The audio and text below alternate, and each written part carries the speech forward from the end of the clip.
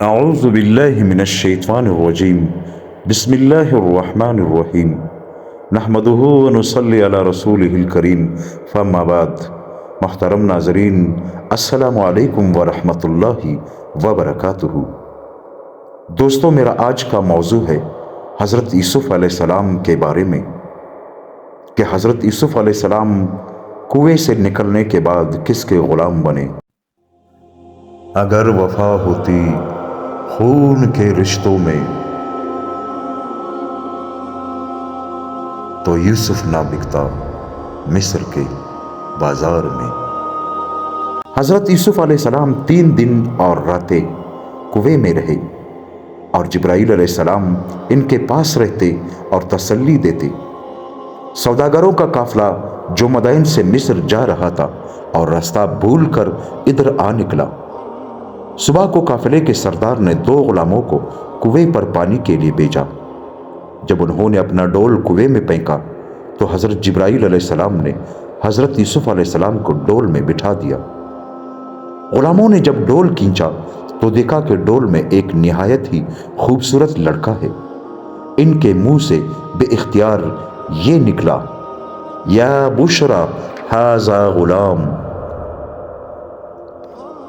اور قافلے کے بیچنے کے بارے میں خداوند تعالیٰ ارشاد فرماتے ہیں، اور ایک قافلہ آیا، انہوں نے اپنے پانی لانے والے کو بھیجا۔ اس نے اپنا ڈول لٹکایا، کہنے لگے، واہ واہ، خوشی کی بات ہے، یہ تو لڑکا ہے، اور انہوں نے اسے مال تجارت قرار دے کر چھپایا۔ اللہ تعالیٰ باخبر تھا اس سے جو وہ کر رہے تھے۔ پھر بھائیوں نے اسے بہت ہلکی قیمت پر، جو گنتی کے چند درہم تھے، بیچ ڈالا، اور وہ تو یوسف علیہ السلام کے بارے میں بہت بے رغبت تھے۔ حضرت یوسف علیہ السلام کو اکیلے اندھیرے کنویں میں 3 دن گزرے اور بھائی بھی ارد گرد پھرتے رہتے تھے کہ یوسف کے ساتھ کیا ہوتا ہے کہ اچانک ایک قافلہ آیا۔ انہوں نے یوسف علیہ السلام کو کنویں سے نکالا۔ نکالنے والے کا دل باغ باغ ہو گیا۔ بے اختیار ان کے منہ سے نکلا کہ یا بشرا ھذا غلام، اور صدی رحمۃ اللہ علیہ کہتے ہیں کہ پانی کے لیے بیچنے والے کا نام بشرا تھا، اس لیے ڈول نکالنے والے نے کہا یا بشرا ھذا غلام، کہ اے بشرا، یہ تو عجیب نورانی لڑکا ہے۔ بھائیوں کو جب معلوم ہوا کہ تاجروں نے حضرت یوسف علیہ السلام کو کنویں سے نکال لیا ہے تو انہوں نے یوسف علیہ السلام کو بہت کم قیمت پر فروخت کر دیا۔ لفظ شرح خرید و فروخت دونوں میں آتا ہے۔ بھائیوں کی طرف منسوب کیا جائے تو انہوں نے فروخت کر دیا، اور اگر تاجروں کی طرف منسوب کیا جائے تو یہاں شرح کے معنی خریدنا ہوگا کہ تاجروں نے خرید لیا۔ تھوڑی قیمت پر وہ 20 یا 22 درہم تھے، اور یوسف کے بھائی بے رغبتے تھے کہ اگر قیمت نہ ملتی تو پھر بھی دے دیتے۔ حضرت یوسف علیہ السلام کی زندگی کا یہ پہلو کیسی عظمتوں والا ہے کہ چھوٹی عمر میں والدہ کا گزر جانا، پھر باپ کی آغوش محبت میں پرورش کرنا، پھر جلدی بھائیوں کی طرف سے بے وفائی اور باپ سے جدائی، پھر آزادی کے بجائے غلامی نصیب ہوئی۔ باوجود ان تمام مصائب کے نہ شور نہ شیون نہ وویلا نہ جزا فضا اور نہ الحاج وزاری، اپنی قسمت پر شاکر، مصائب پر صابر، خدا کے فیصلے پر راضی برضا، سر نیاز زخم کیے ہوئے مصر کے بازار میں فروخت ہونے کے لیے جا رہے ہیں۔ روضۃ الاصفیاء میں ہے کہ یوسف علیہ السلام کے بھائیوں نے ایک جاسوس مقرر کیا تھا کہ جب کوئی اس کو کنویں سے نکالے تو ہم کو خبر کرنا۔ جاسوس نے یوسف علیہ السلام کے نکالنے کی خبر بھائیوں کو پہنچا دی۔ بھائیوں نے آ کر قافلے والوں سے گفتگو کی کہ چند دنوں سے ہمارا ایک غلام بھاگ گیا تھا، ہم اس کی تلاش میں پھر رہے ہیں۔ سوداگروں نے کہا، معاذ اللہ کہ یہ غلام ہو، یہ بزرگ تو کان شرافت کا موتی معلوم ہوتا ہے۔ وہ بولے، یہ ہمارا غلام ہے، خاندان نے پیغمبری میں تربیت پائی ہے، لیکن چند دنوں سے شیوا بے وفائی اختیار کر کے بھاگ گیا ہے۔ حضرت یوسف علیہ السلام یہ باتیں سن رہے تھے، لیکن ڈر کے مارے دم نہ مارتے تھے۔ پھر بھائیوں نے کہا کہ ہم اس غلام کو اس عیب کی وجہ سے فروخت کر رہے ہیں، اگر تم خریدنا چاہتے ہو تو ٹھیک، ورنہ ہمارے حوالے کر دو۔ سوداگروں کو حضرت یوسف علیہ السلام کے چپ رہنے سے معلوم ہوا کہ یہ غلام ہی ہے۔ پھر انہوں نے یوسف علیہ السلام سے پوچھا تو آپ نے جواب دیا کہ میں بندہ ہوں، دل میں یہ تھا کہ خدا کا بندہ ہوں۔ پھر انہوں نے چند کوٹے درہموں کے عوض خرید لیا۔ بھائیوں نے حضرت یوسف علیہ السلام کا ہاتھ پکڑ کر ان کے حوالے کر دیا، اور یوسف علیہ السلام کے بھائی شمعون نے بیامانہ لکھ دیا اور یہ قید لگائی کہ مصر تک اس کو پابند رکھو۔ حضرت یوسف علیہ السلام ان کی بے رحمی کو دیکھ کر روتے تھے۔ پھر سوداگروں نے حضرت یوسف علیہ السلام کو اونٹ پر بٹھا کر مصر کا راستہ اختیار کیا، اور روایت میں یوں بھی آیا ہے کہ راستے میں یوسف علیہ السلام کی والدہ حضرت راحیل کی قبر تھی۔ اس کے قریب سے جب اونٹ گزرے تو حضرت یوسف علیہ السلام روتے روتے بے ہوش ہو کر گر پڑے اور قبر پر روتے رہے۔ آگے چلتے چلتے قافلے والوں نے دیکھا کہ حضرت یوسف علیہ السلام اونٹ پر نہیں ہے۔ قافلہ والے واپس ہو کر راستے پر ڈھونڈتے رہتے۔ جب یوسف علیہ السلام کو قبر پر روتے دیکھا تو ایک سوداگر نے حضرت یوسف علیہ السلام کے منہ مبارک پر ایک تھپڑ مارا، جس سے آپ کا منہ مبارک سرخ ہو گیا۔ رو کر خدا سے یوسف علیہ السلام نے فریاد کی تو فوراً آندھی غبار اور طوفان آ گیا۔ آخر انہوں نے جان لیا کہ یہ بلا اسی ظلم کے بدلے میں ہوئی ہے۔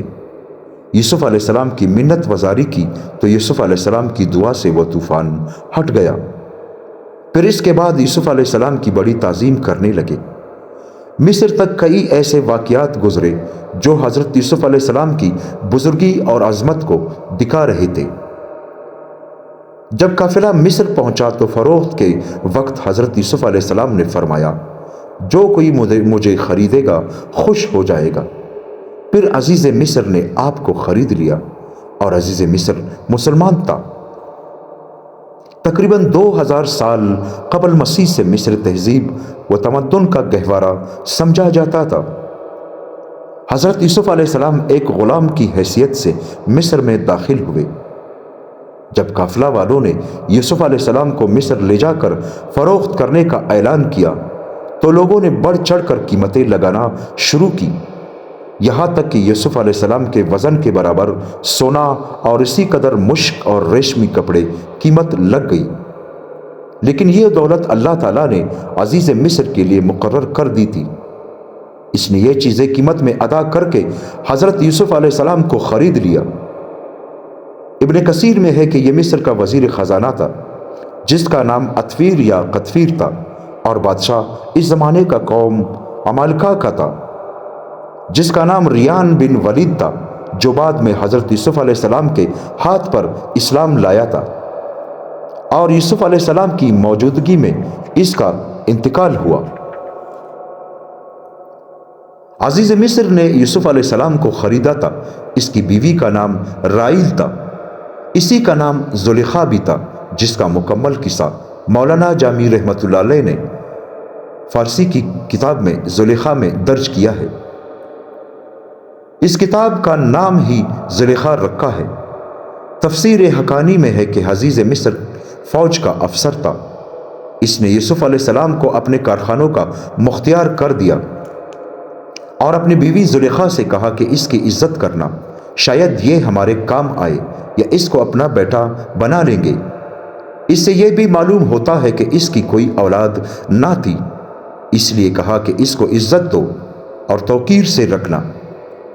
اللہ تعالیٰ قرآن مجید میں فرماتے ہیں، وَقَالَ الَّذِي اشْتَرَاهُ مِن مِصْرِ لِأَمْرَأَتِهِ أَكْرِمِي مَثْوَاهُ عَسَىٰ أَن يَنفَعَنَا أَوْ نَتَّخِذَهُ وَلَدًا، اور کہا اس آدمی نے جس نے یوسف علیہ السلام کو خریدا تھا اپنی بیوی کو کہ اس کی عزت کرنا، شاید ہمارے کام آئے یا اس کو بیٹا بنا لیں گے۔ پروردگار عالم جل جلالہ کی قدرت کو دیکھو اور معجزہ نمائی کہ حضرت یوسف علیہ السلام ایک غلام کی حیثیت سے مصر میں آئے اور ایک ممتدن اور صاحب شوکت و حشمت رئیس عزیز مصر کے گھر پہنچے تو اپنی عصمت، معاب زندگی، حلم و وقار اور امانت و سلیقہ مندی کے پاک اوصاف کے بدولت اس امیر و رئیس کی آنکھوں کا تارا اور دل کے مالک بن گئے۔ پھر وہ اپنی بیوی سے کہہ دیتا کہ اکرمی مثواہ، کہ دیکھو اس کی عزت سے، یعنی اس کو عزت دینا، غلاموں جیسا رویہ اس کے ساتھ نہ کرنا، یہ فائدہ مند ہے، اس سے ہمیں فائدہ پہنچے گا۔ اور جب بڑے ہوئے تو اور ترقی کی، جیسا کہ ارشاد باری تعالی ہے وَلَمَّا بَلَغَ أَشُدَّهُ آتَيْنَاهُ حُكْمًا وَعِلْمًا وَكَذَلِكَ نَجْزِي الْمُحْسِنِينَ، اور جب وہ رشد یعنی جوانی کو پہنچا تو ہم نے اس کو فیصلے کی قوت اور علم عطا کیا، اور ہم اس طرح نیکوکاروں کو بدلہ دیا کرتے ہیں۔ بہرحال عزیز مصر نے حضرت یوسف علیہ السلام کے ساتھ غلاموں جیسا معاملہ نہیں کیا، بلکہ اولاد کی طرح عزت و احترام سے رکھا، اور اپنی ریاست اور دولت کا مختار بنایا، اور گھریلوی زندگی کی ذمہ داری ان کے سپرد کی، ان سب کا امین بنایا۔ اسی لیے ارشاد باری تعالی ہے وَكَذَلِكَ مَكَنَّا لِيُوسُفَ فِي الْأَرْضِ وَلِنُعَلِّمَهُ مِنْ تَأْوِيلِ الْأَحَادِيثِ وَاللَّهُ غَالِبٌ عَلَىٰ أَمْرِهِ وَلَٰكِنَّ أَكْثَرَ النَّاسِ لَا يَعْلَمُونَ، اور اسی طرح دیا ہم نے یوسف علیہ السلام کو اس ملک میں ٹھکانہ، اور تاکہ سکائے خوابوں کی تعبیر کا نتیجہ اور مطلب نکالنا، اور اللہ تعالیٰ غالب ہے اپنے کاموں پر، لیکن اکثر لوگ نہیں جانتے۔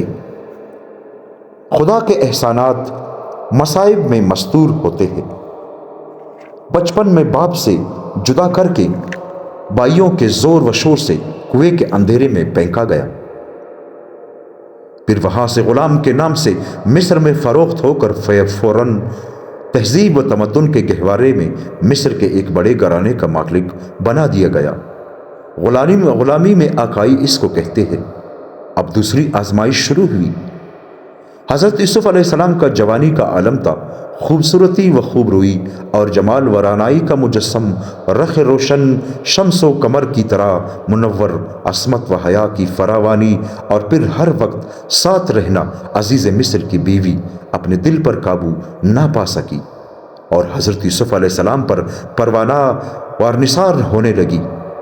مگر ابراہیم علیہ السلام کا پڑ پوتا، اور اسحاق علیہ السلام کا پوتا، اور یعقوب علیہ السلام کا بیٹا، اور آنکھوں کا نور، خانوائے نبوت کا چشم و چراغ، اور منصب نبوت کے لیے منتخب، پھر اس سے یہ کیسے ممکن تھا کہ ناپاکی اور فحاشی میں مبتلا ہو، اور عزیز مصر کی بیوی کے ناپاک عزائم کو پورا کرے؟ وہ عورت جس کا نام رائل اور زلیخا تھا، اس نے دیکھا کہ میرا مطلب پورا نہیں ہو سکتا، تو ایک مکان کا دروازہ بند کر کے اصرار کرنے لگی کہ مجھے شاد کر، یعنی نعوذ باللہ میرے ساتھ غلط کام کر۔ حضرت یوسف علیہ السلام کے لیے یہ وقت سخت آزمائش کا تھا۔ شاہی خاندان، نوجوان عورت، شعلہ حسن سے لالا رو، محبوب نہیں بلکہ عاشق، آرائش حسن، زیب و زینت کی بے پناہ نمائش، اشوائے ترازیوں کی بارش، اور ادھر حضرت یوسف علیہ السلام خود ایک حسین نوجوان اور حسن کی خوبی سے آشنا، اور دروازے بند، کسی کا خوف نہیں، مال کا، گھر کی خود ذمہ دار، مگر ان کے تمام ساز و سامان کے اور سازگار مواقع کے باوجود صرف خدا کی نافرمانی کا ڈر تھا۔ اس پر پیکر عصمت اور امین نبوت، محبت وحی الہی نے ایسے سازگار موقع پر خدا کو حاضر سمجھا، اور زلیخا نے حضرت یوسف علیہ السلام کو پسلانے کی کوشش کی۔ اللہ تعالیٰ قرآن مجید میں فرماتے ہیں، اس عورت نے جس کے گھر میں یوسف تھا، اس نے بہلانا پسلانا شروع کیا کہ وہ اپنے نفس کی نگرانی دے، اور دروازے بند کر کے کہنے لگی، آ میرے پاس۔ حضرت یوسف نے کہا، اللہ کی پناہ، عزیز مصر میرا سردار ہے، اس نے مجھے اچھی طرح رکھا ہے، ایسے نافرمانی والے خلاصی نہیں پاتے۔ زلیخا حضرت یوسف علیہ السلام پر فریفتہ تھی، پہلے سے اب بھی زیادہ بےتاب ہونے لگی، پھر حضرت یوسف علیہ السلام کو پسلانے کی کوشش کی۔ اللہ تعالیٰ اس کے بارے میں قرآن مجید میں فرماتے ہیں، دوستو، البتہ اس عورت نے یوسف علیہ السلام سے ارادہ بد کیا، اور وہ بھی ارادہ کر لیتے اگر اپنے پروردگار کی برہان کو نہ دیکھتے۔ اسی طرح ہوا تاکہ ہم ہٹائیں اس سے برائی اور بے حیائی کو، بے شک وہ ہمارے مخلص بندوں میں سے ہے۔ کسی طرح بھی وہ عورت باز نہ آئی تو آپ نے برہان پر عمل کیا۔ وہ شرعی حکم ہے، ان کو شریعت کا علم مع قوت عملیہ کے حاصل تھا، لنصرف عنہ، تاکہ ہم ان کو صغیرہ اور کبیرہ گناہوں سے دور رکھیں، یعنی ارادے سے بھی اور فعل سے بھی بچا دیا، کیونکہ وہ ہمارے بندوں میں سے تھے۔ حضرت یوسف علیہ السلام نے معلوم کیا کہ یہ عورت اصرار کرتی ہے، تو یوسف علیہ السلام دروازے کی طرف بھاگے تو زلیخا بھی پیچھے سے دوڑی اور حضرت یوسف علیہ السلام کی قمیض پیچھے سے پکڑی تو وہ قمیض پھٹ گئی۔ اس کے بارے میں پھر اللہ تعالیٰ قرآن مجید میں فرماتے ہیں دوستو، اور دونوں دوڑے دروازے کی طرف، اور عورت نے چیر ڈالا یوسف علیہ السلام کا کرتا پیچھے سے، اور دونوں مل گئے۔ عورت بے خاوند کو عورت بولی، کیا سزا ہے جو کوئی تیرے گھر میں برائی کا ارادہ کرے، سوائے اس کے کہ قید میں ڈالا جائے یا دردناک عذاب ہو۔ حضرت یوسف علیہ السلام اپنی جان بچا کر دروازے کی طرف بھاگے تو پیچھے سے زلیخا پکڑنے کے لیے دوڑی تو کرتا اس کے ہاتھ میں آیا اور وہ پٹ گیا۔ دروازے کے باہر عزیز مصر کھڑا تھا۔ عورت نے جلد چالاکی سے کہا کہ جو تیرے گھر میں برائی کا ارادہ کرے تو اس کو یا قید یا جائے یا دردناک عذاب دیا جائے۔ حضرت یوسف علیہ السلام نے فرمایا کہ معاملہ بالکل برعکس ہے، یہی مجھ سے اپنا مطلب پورا کرنے کے لیے مجھ کو پسلاتی تھی۔ اس موقع پر زلیخا کے خاندان میں سے ایک شیرخوار بچے نے گواہی دی۔ یہ حضرت یوسف علیہ السلام کا معجزہ تھا۔ بچے نے گواہی دی کہ قمیض اگر آگے سے پٹی ہے تو زلیخا سچی ہے اور یوسف جھوٹا ہے، اور اگر قمیض پیچھے سے پٹی ہے تو یوسف سچا ہے اور زلیخا جھوٹی ہے۔ اللہ تعالیٰ قرآن مجید میں فرماتے ہیں، اور گواہی دی ایک گواہ نے عورت کے لوگوں میں سے، اگر ہے کرتا اس کا آگے سے پٹا ہوا تو عورت سچی ہے اور وہ جھوٹا ہے، اور اگر ہے قمیص اس کی پٹی ہوئی پیچھے سے تو یہ جھوٹی ہے اور وہ سچا ہے۔ پس دیکھا عزیز نے کرتا اس کا پٹا ہوا تھا پیچھے سے، کہا عزیز نے بے شک یہ ایک فریب ہے تم عورتوں کا، البتہ تمہارا فریب بڑا ہے۔ یوسف علیہ السلام اعراض کر اس ذکر سے اور بخشش مانگی تو اس سے زلیخا اپنے گناہ کے لیے بے شک تو ہی خطا کار ہے۔ بچے کی گواہی حضرت یوسف علیہ السلام کا ایک معجزہ تھا۔ یہ ایک چھوٹا سا دودھ پیتا گہوارے میں جھولتا ہوا بچہ تھا۔ ابن جریر میں ہے کہ 4 چھوٹے بچوں نے بچپن میں ہی کلام کیا ہے۔ اس پوری حدیث میں اس بچے کا بھی ذکر ہے جس نے حضرت یوسف علیہ السلام کی پاک دامنی کی شہادت دی تھی۔ حضرت ابن عباس رضی اللہ تعالیٰ عنہ فرماتے ہیں کہ 4 بچوں نے کلام کیا ہے۔ فرعون کی لڑکی کی مساطا کے لڑکے نے، حضرت یوسف علیہ السلام کے گواہ نے، اور عیسیٰ بن مریم نے اپنی والدہ کی پاک دامنی بیان کی، جس کا ذکر سورہ مریم میں ہے۔ اور بنی اسرائیل کے ایک بزرگ جریج پر اسی طرح ایک تہمت لگی تو برات کے لیے ایک نوزائیدہ بچے نے گواہی دی، اور فرعون کے مشاطہ کے بچے نے اپنی والدہ کو خدا کی وحدانیت پر ثابت رہنے کے لیے گواہی دی، اور زلیخا بادشاہ وقت ریان بن ولید کی بانجی تھی۔ لیکن اس واقعے کی خبر شہر میں مشہور ہو گئی۔ شہر کی عورتوں نے زلیخا پر طعن و تشنیع شروع کر دی۔ چرچے ہونے لگے۔ چند عورتوں نے کہا، دیکھو وزیر کی بیوی اپنے غلام پر جان دے رہی ہے، عزیز کی بیوی سری غلطی میں ہے۔ اصل میں حضرت یوسف علیہ السلام کے حسن کی شہرت مصر میں پھیل گئی۔ دراصل ان کو بھی حضرت یوسف علیہ السلام کے دیدار کا شوق تھا۔ اللہ تعالیٰ قرآن مجید میں فرماتے ہیں، شہر کی عورتوں نے کہا کہ عزیز کی بیوی اپنے جوان غلام کو اپنا مطلب نکالنے کے لیے بہلانے پسلانے میں لگی رہتی ہے۔ اس کے دل میں یوسف کی محبت بیٹھ گئی، وہ سری غلطی میں ہے۔ زلیخا نے جب ان کی اس فریب والی غیبت کا حال سنا تو زلیخا نے ان کو بلایا اور ان کے لیے ایک مجلس مرتب کی، اور ان میں سے ہر ایک کے ہاتھ میں چھری تھی اور آگے پل رکھ دیے جن کو وہ کاٹ کر رہی تھی۔ اللہ تعالیٰ قرآن مجید میں فرماتے ہیں دوستو، اور ان میں سے ہر ایک کو چھری دی اور کہا زلیخا نے کہ اے یوسف ان کے سامنے نکل آؤ۔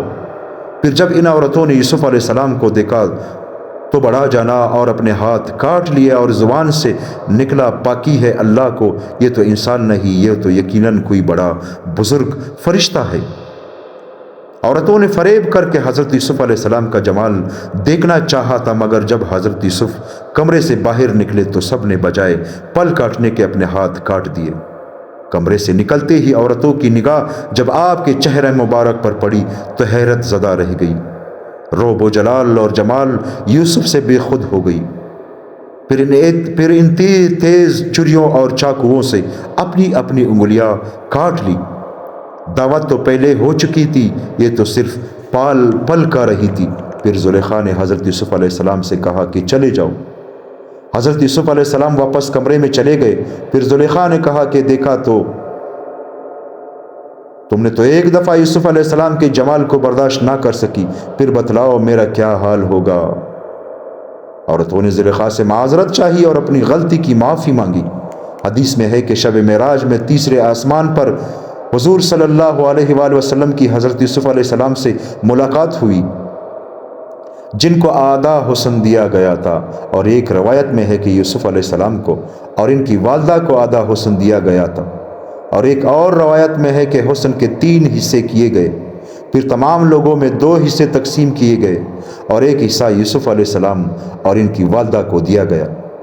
یہ بھی روایت میں ہے کہ 2 حصے کیے، ایک حصہ یوسف کو اور ان کی والدہ کو دیا گیا اور ایک حصہ پوری دنیا میں تقسیم کیا گیا۔ جب مصر کی عورتوں نے حضرت یوسف علیہ السلام کو دیکھا تو بے اختیار اپنے ہاتھ کاٹ دیے اور زلیخا سے کہا کہ اب تم مجھے معذور سمجھو گی۔ مفسرین سعدی رحمۃ اللہ علیہ اور ابن اسحاق رحمۃ اللہ علیہ وغیرہ نے نقل کیا ہے کہ زلیخا نے خلوت خانہ میں حضرت یوسف علیہ السلام کو بند کر کے اپنی طرف مائل کرنے کے لیے کہا کہ آپ کے بال کس قدر حسین ہے۔ حضرت یوسف علیہ السلام نے جواب دیا کہ یہ بال موت کے بعد سب سے پہلے میرے بدن سے جدا ہو جائیں گے۔ پھر کہا تمہاری آنکھیں کیسی حسین ہے، فرمایا موت کے بعد یہ سب پانی ہو کر میرے چہرے پر بہہ جائیں گے۔ پھر کہا تمہارا چہرہ کتنا حسین ہے، فرمایا یہ سب مٹی کے غذا ہے۔ پروردگار عالم نے یوسف علیہ السلام پر آخرت کی فکر نوجوانی کے عالم میں مسلط کر دی تھی۔ یہ وہ چیز ہے کہ اس کے ساتھ انسان ہر جگہ محفوظ رہ سکتا ہے۔ آخر یوسف علیہ السلام اپنی جان بچانے کے لیے دروازے کی طرف بھاگے تو پیچھے سے زلیخا بھی دوڑی اور ان کا کرتا پیچھے سے پکڑ کر پھاڑ ڈالا۔ دوستو، اللہ تعالی ہم سب کو نیک عمل کرنے کی توفیق عطا فرمائے۔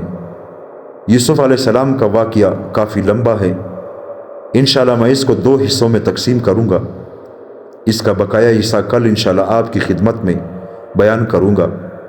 دوستو، اگر آپ کو میرا یہ واقعہ پسند آ گیا ہو تو میرے چینل کو لائک کریں، سبسکرائب کریں اور ایک اچھا سا کمنٹ کریں۔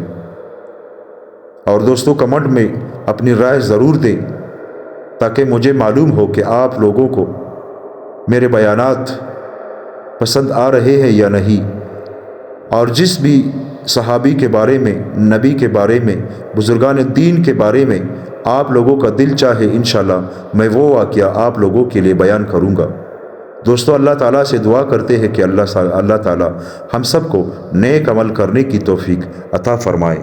آمین ثم آمین۔